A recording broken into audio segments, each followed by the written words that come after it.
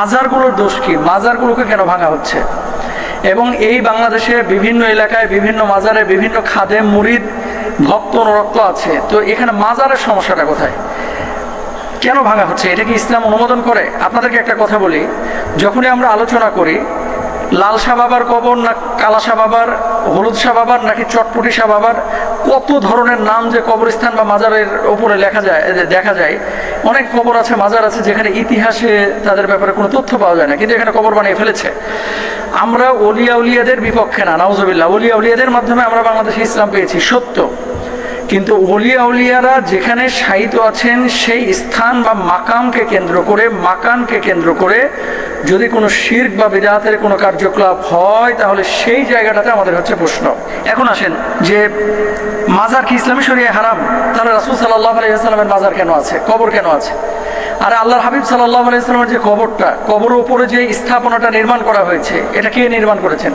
এই যে নুরুদ্দিন জঙ্গি রাহিমাহুল্লাহ, আজ থেকে প্রায় 800-900 বছর আগের ঘটনা, যখন ইহুদিরা সুড়ঙ্গ করে আল্লাহ রাসূলের দেহ মোবারক পর্যন্ত পৌঁছে গেছিল, নবীজি তাকে স্বপ্নে দেখিয়েছিলেন যে আমাকে ডিস্টার্ব করা হচ্ছে, আমার দেহটাকে রক্ষণাবেক্ষণের জন্য, আমার দেহটাকে রক্ষণাবেক্ষণের জন্য দ্রুত এখানে একটা উদ্যোগ বা পরিকল্পনা গ্রহণ করো। নবীজি স্বপ্নে দেখেছিলেন পরপর 3 বার। তারপরে এই কবরটাকে সীসা ঢেলে মোটা প্রাচীর করে গভীরভাবে খোদাই করে আপনার এই দেয়াল নির্মাণ করা হয়েছে।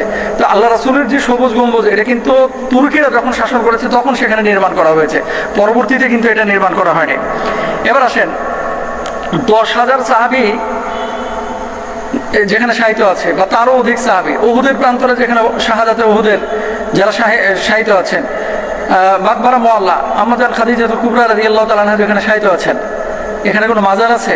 নেই। এখন কোথায় আছে না আছে সেটা আমাদের বিষয় না, বিষয়টা হচ্ছে যে সমস্ত মাজারে শিরকি কাজ হয়, যে সমস্ত মাজারে বিদআতি কাজকর্ম হয়, সে সমস্ত মাজারের ব্যাপারে আইন শৃঙ্খলা বাহিনীকে সাথে নিয়ে আপনার অ্যাকশন নেওয়া যেতে পারে। ব্যক্তিগতভাবে আপনি যদি পুরো বাংলাদেশ থেকে এগুলো গুড়িয়ে ফেলেন, এখানে মারামারি হবে, কাটাকাটি হবে, বিশৃঙ্খলা হবে। তো আমরা যেটা বলি যে বিশৃঙ্খলা না করে সুষ্ঠুভাবে কিভাবে এটাকে গুড়িয়ে দেওয়া যায়। তবে রাসূল সাল্লাল্লাহু আলাইহি ওয়াসাল্লাম মাজারের পক্ষে ছিলেন না, বিপক্ষে ছিলেন, এটা হচ্ছে চূড়ান্ত সত্য কথা। ওলিয়া উলিয়াদের পক্ষে আপনিও আছেন, আমরাও আছি। মাজারের বিপক্ষে যেখানে শিরিক হয়, বেদাত হয়, গাজার পোটলা নিয়ে বসে বসে খালি গাজা টানে, ছেলে মেয়েরা নাচানাচি করে, উল্টাপাল্টা কাজকাম করে, সেই মাজারের বিপক্ষে হক্কানি ওলামা ইকরাম কথা বলে, আমরাও কথা বলি। এবার আসেন, এটাকে করতে গিয়ে, এটাকে কেন্দ্র করে অনেক মানুষ আমরা দেখতে পাচ্ছি, এখন তো ফকিররাও আন্দোলন করতেছে। ফকিররাও এদেশের অংশ, ফকিররাও অনেকের ভিতরে ঈমান আছে, অনেকের ভিতরে শিরকের গন্ধ আছে, অনেকে শিরকের সাথে সম্পৃক্ত আছে।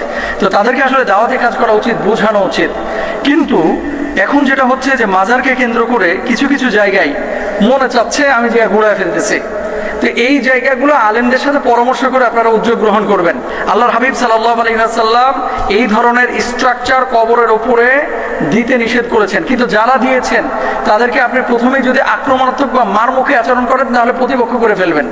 তো তাদেরকে প্রথমে বুঝাবেন, বোঝানোর পরে দাওয়াতি কাজ করবেন, দাওয়াতি কাজ করার পরে শিরকের বিষয়গুলো তুলে ধরবেন, তারপরে বিদআতের বিষয়গুলো তুলে ধরবেন। তুলে ধরার পরে যখন তারা বুঝলো অথবা যখন তারা আপনার বিরুদ্ধে বা আপনার বিপক্ষে কোনো উদ্যোগ বা পরিকল্পনা গ্রহণ করতেছে না বা শিরকি কাজ করেই যাচ্ছে, তখন এটা আপনারা অ্যাকশনে যাইতে পারেন।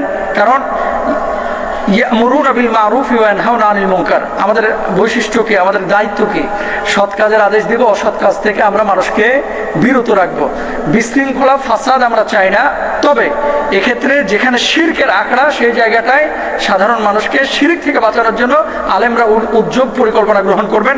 আল্লাহর হাবিব সাল্লাল্লাহু আলাইহি ওয়াসাল্লাম আবারও বলি, এই ধরনের মাজার বা কবরে স্ট্রাকচারাল রূপ দিতে নিষেধ করেছেন। কেন মাজারে এই যে মানুষের ক্ষোভ তৈরি হয়েছে কেন? দেখেন, মোমবাতি জ্বালানো হয়, মোমবাতি প্রজ্বলন করা বা জ্বালানো আল্লাহ রাসূলের মাকবারায় আপনারা কখনো দেখেছেন? দেখেন নাই। আচ্ছা, মোমবাতি জ্বালানো প্রজ্বলন করা এই ট্রেন্ডটা এসেছে মূলত হিন্দুয়ানা কালচার থেকে, এটা মুসলমানদের কোনো কালচার না। 2 নম্বর হচ্ছে অনেক মাজারের আশপাশে গাঁজা খাওয়া হয় এবং গাঁজা সেবন করা হয়। আপনারা বাংলাদেশে বিভিন্ন মাজারে দেখবেন এই গাঁজা খাওয়া, নেশা করা, এটা ইসলামের কোথায় আছে? 3 নম্বর দেখবেন এরা পবিত্রতার ব্যাপারে যথেষ্ট যত্নবান না। 4 নম্বরে দেখবেন যে এরা অনেক সময় নারী পুরুষ একসাথে নাচানাচি করে। 5 নম্বর দেখবেন এরা অনেক সময় কবরটাকে তওয়াফের মতো কবরকে কেন্দ্র করে ঘোরাঘুরি করে।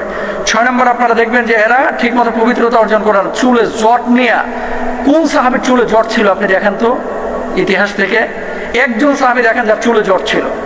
আল্লাহর হাবিব সাল্লাল্লাহু আলাইহি ওয়াসাল্লাম অন্যান্য সাহাবীরা, আরে এই যে আনাস বিন মালিক রাদিয়াল্লাহু তাআলা আনহু, তারপরে জুবাইর রাদিয়াল্লাহু তাআলা আনহু, আবু বকর রাদিয়াল্লাহু তাআলা আনহু, এত সাহাবী দুনিয়ার বুকে আছে, কয়জন সাহাবীর কবরকে কেন্দ্র করে এরকম উল্টাপাল্টা কাজকর্ম হয়? একজনও না। তাহলে এই সমস্ত জিনিসগুলোর কারণে আসলে মাজারগুলো অনেকে ভেঙে ফেলছেন। আমি বলবো যে সরাসরি প্রথমেই আঘাত না করে তাদেরকে বোঝানোর পরেও যদি শিরিকভাবে যাদের সাথে তারা জড়িত থাকে তাহলে সেক্ষেত্রে অ্যাকশনে যাবেন, এবং সেটা অবশ্যই কিছু নীতিমালা আছে, আলেমদের সাথে পরামর্শ করে তারপরে করবেন। ব্যক্তি উদ্যোগে করতে গেলে অনেক সময় দেখা যাচ্ছে যে মানুষটা মুশরিক, ও আরো বড় মুশরিক হয়ে যায়, যে আর আমাদেরকে আঘাত করেছে আর জীবনে ইমানই আনবো না, অথচ বুঝাইলে হয়তো অনেক মানুষ বুঝার চেষ্টা করতো। তাহলে আমাদেরকে হিকমার সাথে কাজ করতে হবে। আল্লাহ তাআলা আমাদেরকে তৌফিক দান করুন।